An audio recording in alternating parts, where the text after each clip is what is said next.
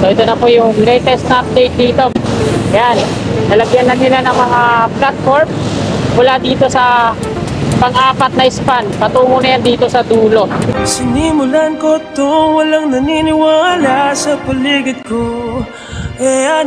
Magandang hapon po sa inyong lahat mga kasikap. Welcome back po sa update natin dito sa NAIA Expressway Extension to EDSA via Tramo, Pasay Aurora Boulevard. So na po natin patagalin to. Tara, let's go! Ito po tayo mag-uumpisa. Ito po yung interchange at ayan po yung NAIA Expressway to EDSA pakanan. Didiretso po muna tayo. Titignan natin dito sa ilalim bago tayo lumiko dun sa dulo, kaliwa, at babalik tayo dito sa kaba ng Aurora Boulevard. So ito na po yung latest na update dito. Yan, nalagyan na nila ng mga platform mula dito sa pang-apat na span. Patungo na yan dito sa dulo. Yan.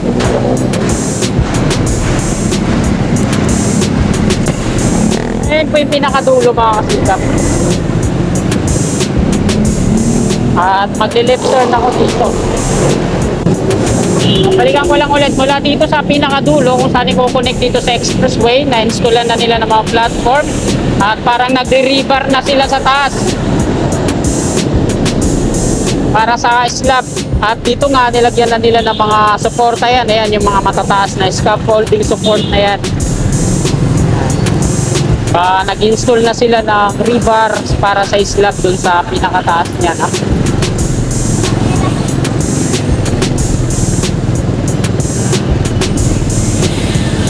So, napakita ko lang.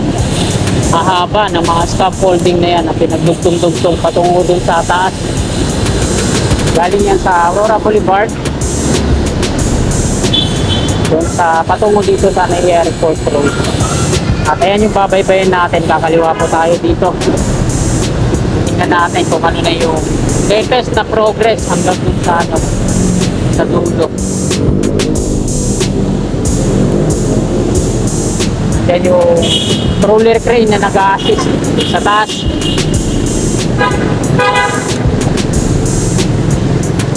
Tutog din natin. Ayan mga kasikap, pakita ko sa inyo. So, nandito sila yung mga workers at halos kompleto na yung mga fabricated na parapet wall na ini-install nila sa taas.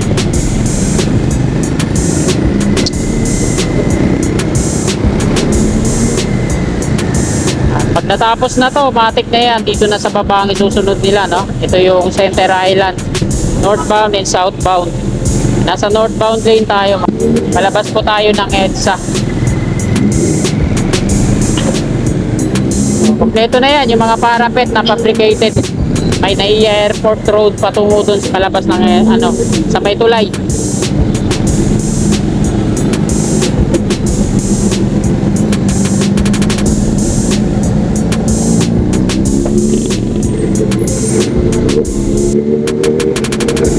Sarap na ito.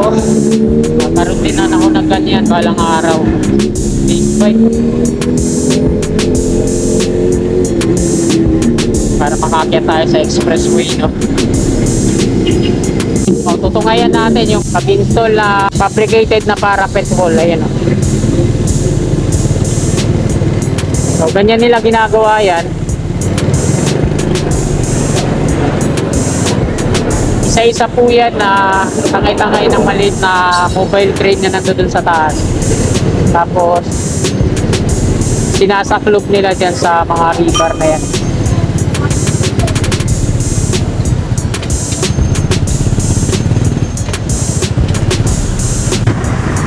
Saan dyan sila mag-install ng parapet wall, no? Ito yung fabricated na parapet wall sa taas.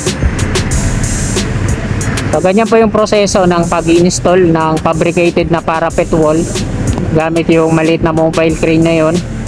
Binubuhat at isinasaklob na lang nila dito sa mga rebar na to. Palabas po ito ng EDSA. Ito po yung Aurora Boulevard northbound. Doon na po yung on-ramp sa unahan.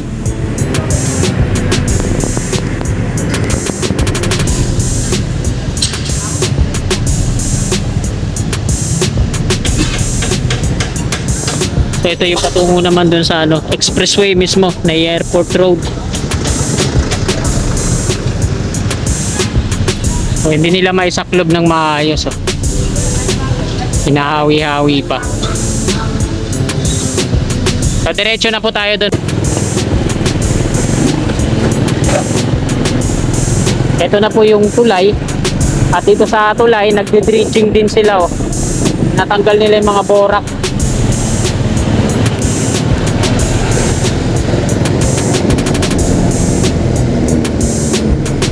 At ito yung pababa na to, ito yung rampa, napakyat naman, phone ramp. Ito yung apartment. At naporing na yata dyan sa ano, no? So kung sana huminto at kunan dun sa taas, so wala na tayong oras. Ayun dyan, napoporing nga sila, oh. Sa mismong on ramp. Naku, grabe yung traffic na, oh.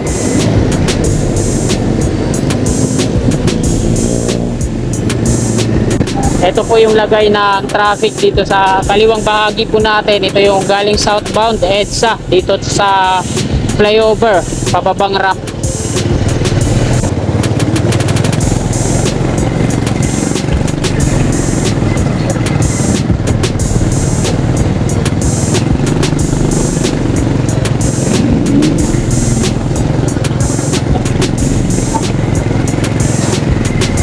Grabe na yung traffic sa ano, flyover na yan galing southbound EDSA. Southbound EDSA.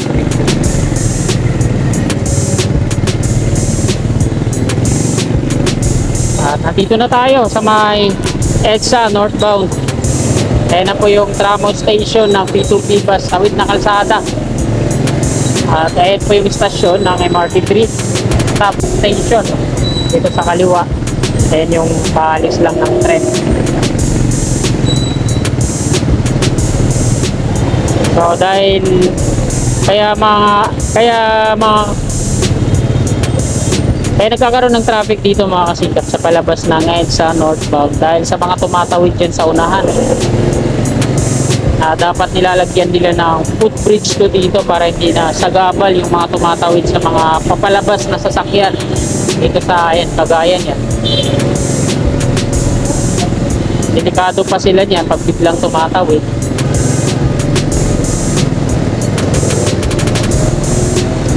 Wala pa namang naitatalang disgrasya dyan na aksidente na nasagasaan. Pero sana lagyan na lang nila ng footbridge para maiwasan yung paparating na aksidente. Kasi hindi naman lahat ng oras ay safe.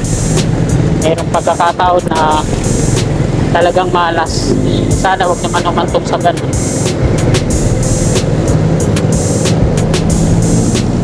At dito na tayo mga kasikap sa northbound ng EDSA. Dito po tayo sa ilalim ng footbridge end ng ating vlog.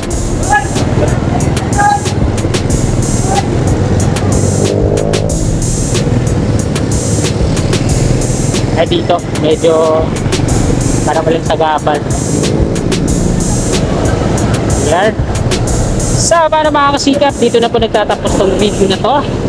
Hindi po sana ako na sana palike po at sa mga kasikap natin na willing po ako suportahan sa aking munting YouTube channel. Click lang natin yung subscribe button dyan sa baba at yung katabi niyang bell. Maraming salamat po. Lagi po tayong mag-iingat. God bless po sa ating lahat.